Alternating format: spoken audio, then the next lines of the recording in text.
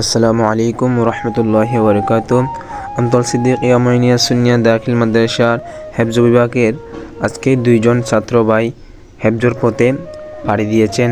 তাদের উদ্দেশ্য করে আজকে একটা দোয়া মাহফিলের আয়োজন করা হয়েছে। মাহফিলে প্রধান অতিথি হিসেবে উপস্থিত ছিলেন মাইজবান্ডা রহমানিয়া মইনিয়া দর্শনে জামিয়া আলী মাদ্রাসা সম্মানিত সুপার। আরও উপস্থিত ছিলেন মাদ্রাসার প্রতিষ্ঠাতা এবং আমাদের আমতল সিদ্দিকিয়া মইনিয়া সুন্নিয়া দাখিল মাদ্রাসার সকল শিক্ষক সহসুপার মহোদয় সহ আরও অনেকেই উপস্থিত ছিলেন। হেফজ বিভাগের সকল ছাত্রদের জন্য দোয়া করবেন। আসসালামু আলাইকুম রহমতুল্লাহি ওয়া বারাকাতুহু।